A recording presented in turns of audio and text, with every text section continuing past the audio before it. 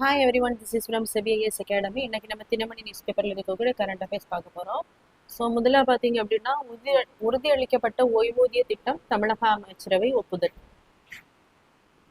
So இந்த topic பார்த்தீங்கன்னா group 1 main syllabus paper 4 Indian எக்கனாமியில் வெல்ஃபேர் ப்ரோக்ராம்ஸ்.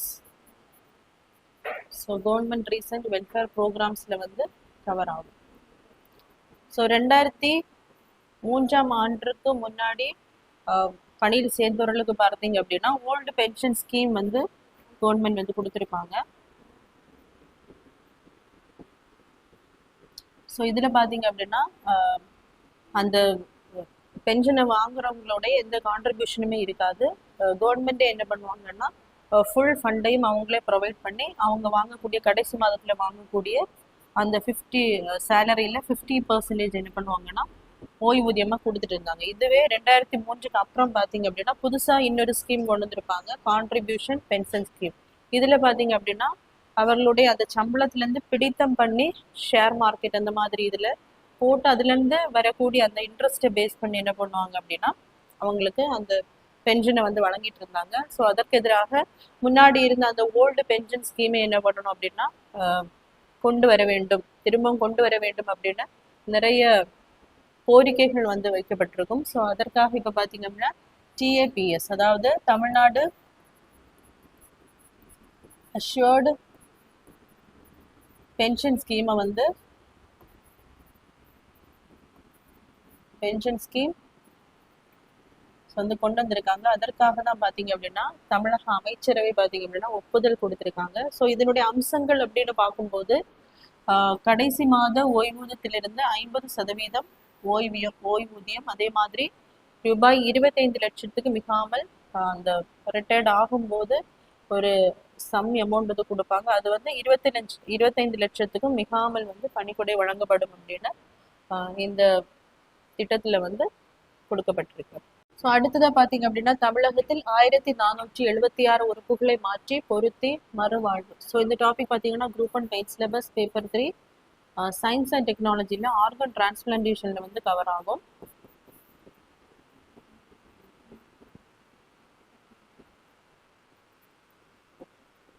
ஸோ இந்திய அளவில் தமிழகம் தொடர்ந்து உடல் உறுப்பு தானத்தில் பார்த்தீங்கன்னா முதல் இடத்துல இருக்கு.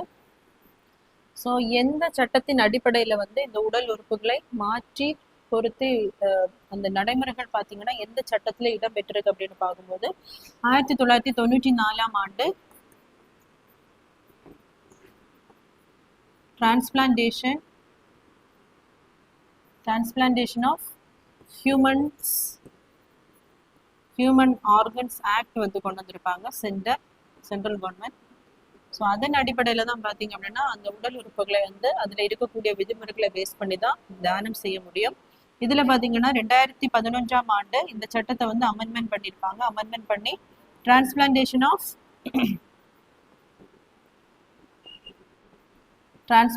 Of human tissues and organ acts அப்படின்னு திருத்தம் பண்ணியிருப்பாங்க. இதில் பார்த்தீங்க அப்படின்னா அந்த மூளைச்சாவு அடைந்தவர் அவருடைய உறுப்புகளை தானம் செய்யறதுக்கான அந்த விதிமுறைகளை எல்லாம் அந்த 2011ஆம் ஆண்டு அந்த அமெண்ட்மெண்ட்ல வந்து சேர்த்திருப்பாங்க. ஸோ இது வந்து கன்கரண்ட் லிஸ்ட்ல ஹெல்த் பார்த்தீங்க அப்படின்னா கன்கரண்ட் லிஸ்ட்ல இருக்கிறதுனால சென்டர் பிளஸ் ஸ்டேட் 2 பேருமே அதற்கான விதிமுறைகள் சட்டங்களை வந்து கொண்டு வரலாம். அதன் அடிப்படையில் பார்த்தீங்க அப்படின்னா 2023ஆம் ஆண்டு செப்டம்பர் 23 உடல் உறுப்பு தியானம் செய்பவர்களின் உடலுக்கு அரசு சார்பில் மரியாதை செலுத்தப்படும் அப்படின்னு தமிழக அரசு ஒரு ஆர்டர் வந்து கொண்டு வந்திருப்பாங்க. அதன் அடிப்படையில தான் பார்த்தீங்க அப்படின்னா இப்போ வந்து அந்த உடல் உறுப்புகளை தியானம் செய்யக்கூடியது வந்து அதிகரித்திருக்கு. அதாவது 1476 பேர் என்ன பண்ணியிருக்காங்கன்னா கடந்த ஆண்டுல வந்து உடல் உறுப்பு மாற்றம் வந்து பண்ணியிருக்காங்க. ஸோ இது பார்த்தீங்கன்னா தமிழ்நாட்டில் இந்த உடல் உறுப்பு ஆர்கன் டிரான்ஸ்பிளான்டேஷனை நடைமுறைப்படுத்தக்கூடிய அமைப்பு பார்த்தீங்க அப்படின்னா TransAN. So Transplant Authority of